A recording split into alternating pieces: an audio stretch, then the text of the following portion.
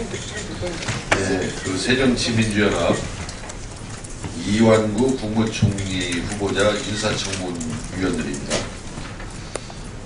지금 현재 국회의장실에서 양당 원내대표들이 함께 모여서 이완구 후보자의 인사청문안 처리 방안을 협의를 하고 있는 중입니다.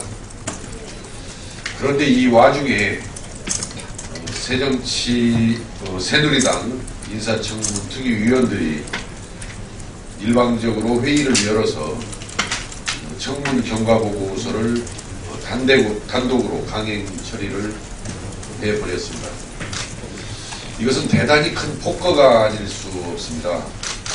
어제 12시까지 진행된 인사청문 회의에서 우리 새정치민주연합 청문특위위원들은 분명하게 각종 의혹들을 명확하게 해소할 수 있는, 해명할 수 있는 그런 자료들을 청문특위 경과보고서 채택회의 직전까지 바로 자료들을 제출해 달라고 요구까지 해왔습니다. 그러나 오늘 현재까지도 우리들이 요구했던 그 의혹을 규명하기 위해서 필요했던 자료들은 하나도 오지 않은 채 오늘 그 새누리당들이 단독으로 일방적인 강행 처리를 했습니다. 대단히 개탄스럽고 유감스럽다는 뜻을 밝히면서 우리의 입장을 밝힐 것입니다. 그러면 우리 진선미 의원께서 먼저 준비된 그런 성명을 낭독해 주시겠습니다.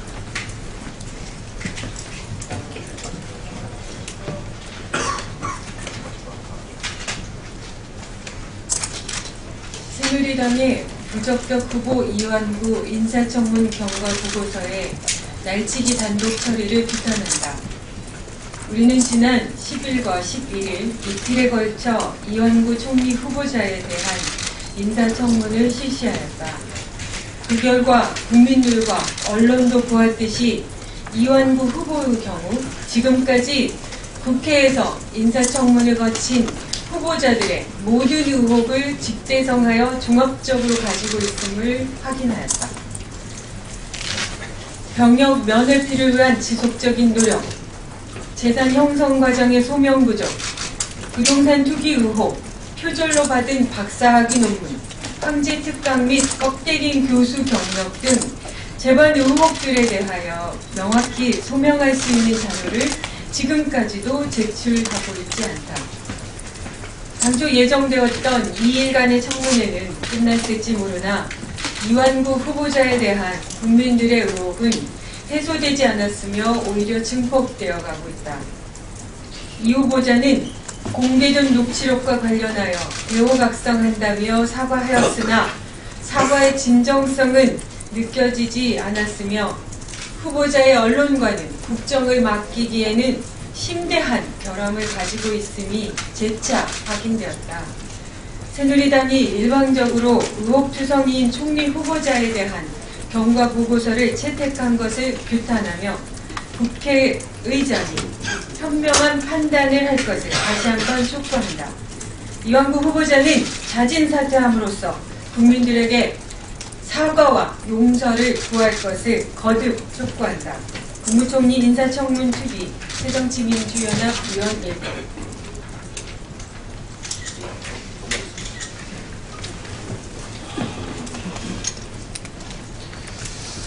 국보위 출신의 총리 후보자를 국보위 방식으로 임명을 강행하고 있는 것 같습니다. 심각한 문제입니다. 충분히 그동안에 쭉 제기됐던 의혹들에 대해서 해명의 기회를 주고자 했습니다. 오늘 특위회의 전까지 제출한 자료까지 참고를 해서 충분히 해명을 받고자 했습니다. 그러나 결국 해명 자료는 오지 않았습니다. 해명할 자료가 없거나 아니면 그동안에 제기된 의혹들이 사실인 것이 아닌가라는 이 심증이 점점 더 굳어져 갑니다. 이번 이완구 총리 후보자는 그동안 역대 청문회가 실시된 이후에 낙마했던 총리 후보자들의 모든 부적격 사유를 모아놓은 것보다 더 많습니다. 완전히 종합 세트입니다. 말 그대로 완구 백화점입니다. 정말 총리 후보자로서 총리로서의 부적격 사유를 가히 완비하고 있다라고 얘기해도 틀린 말이 아닐 것입니다.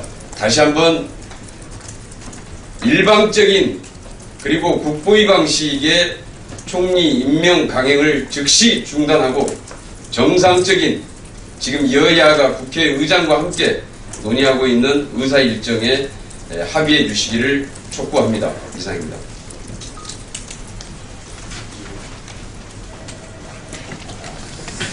예, 진성준 의원입니다. 국무총리 임명 동의안이 국회에 넘어온 것이 지난 1월 26일이었습니다. 채 20일이 지나지 않은 시점에 우리 국민들의 이완구 총리 후보자에 대한 평가는 한마디로 낙제점 아닙니까? 모 여론조사가 있었는데 1월 27일 날 여론조사에 의하면 이완구 후보자에 대해서 우리 국민들은 39%가 적합이라고 답변했었습니다. 이에 비해서 부적합하다는 의견은 20%였죠. 그런데 한 20여일 동안 검증 과정을 거치면서 완전히 역전되었습니다. 이제 총리로서 적합하지 않다라는 평가가 55%에서 60%까지 이르고 있는 여론조사 결과가 나오지 않습니까? 이런 후보자를 여야간에 원만하게 인준을 해도 부족한 마당에 어떻게 강행 단독 처리를 한단 말입니까? 이래가지고서야 나라의 살림이 제대로 굴러갈 수 있겠습니까? 정부 여당은 입만 열면 나라 살림이 어렵다, 국민이 살기 어려운데 정쟁하면 안 된다라고 얘기했지만 이런 반쪽짜리 총리를 가지고 민생을 어떻게 살피고 경제를 어떻게 살리겠습니까? 정말 국민 여론이 부적합하다고 하는 판정이 내려졌다면 다시금 국민의 마음을 모을 수 있는 후보자를 물색하는 것이 도리입니다. 그리고 이런 국정의 파행이 예상되는 거라고 한다면 이완구 후보자가 스스로 용단을 내렸어야 할 사안입니다. 당장 결단하기 어렵다면 조금 더 시간을 갖고 후보자가 자기 자신을 돌아보면서 결단할 수 있는 시간을 주는 것이 합당한 조치였습니다. 그런데 인사청문회가 끝나자마자 국민 여론이 저 사람 도저히 안 되겠구나 비등하고 있는 시점에 새누리당 의원들만 모여서 단독 처리한다. 앞으로 국정이 어떻게 굴러갈 것인지 불을 보듯 뻔합니다.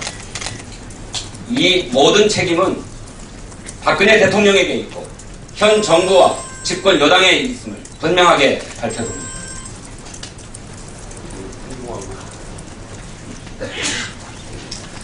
네, 새정치민주연합 홍준박입니다. 최악의 총리 후보자였습니다. 아시다시피 저희 인사청문 의원들은 처음에는 정치인 출신이고 여당 원내대표 출신이기 때문에 원만한 인사청문회를 통과를 예상하면서 인사청문회에 임했습니다. 하지만 수많은 의혹이 제기되었고 이 최악의 총리 후보자께서는 자료 제출은 최소로 하면서 그 국민적인 의혹에 대해서 단 하나도 해결하지 못했습니다. 향후 벌어질 상황이 매우 우려됩니다. 박근혜 정부의 국정 운영 방식이 과연 이런 것인지 우리는 다시 한번 되묻지 않을 수 없습니다. 국민의 뜻을 거역하는 그 정부가 과연 지탱 가능한지 저희는 묻지 않을 수 없습니다. 이제 밝혀지지 않은 비리 의혹들이 계속 나올 겁니다. 총리 후보자가 인사청문회에서 아무런 자료를 제출하지 못했는데 그것이 해명될 수 있을까요? 이제 우리나라는 불필요한 총리 후보자와 관련된 논란 때문에 국정이 마비될 위험에 처했다는 것을 다시 한번 말씀드립니다. 이해할 수 없는 일입니다. 납득할 수 없는 일입니다. 이미 인사청문회 과정에서 어려운 경제를 지금 겪어가면서 고통을 받고 있는 많은 분들에게 마음의 상처를 줬습니다. 수억 원의 연봉을 받으면서 그리고 국내에 들어와서 진료를 받으면서 의료보험료는 단 한 푼도 내지 않는 그 가족, 본인의 투기 의혹에 대해서 조금 더 해명하지 못하는 그 본인과 차남의 지금 병역 의혹에 대해서 전혀 해명하지 못하고 있습니다. 의혹이 그것뿐입니까? 저희한테 수없이 많은 제보가 들어왔습니다. 그 수없이 많은 제보를 한정된 시간 때문에 저희가 확인하지 못했습니다. 이제 엄청난 비리들이 밝혀지게 될 것인데 과연 박근혜 정부와 새누리당이 감당할 수 있을지 저희는 지켜볼 것입니다. 이 모든 책임은 박근혜 정부와 새누리당이 있다고 하는 것을 다시 한번 말씀드리겠습니다. 이상입니다. 자, 마치겠습니다.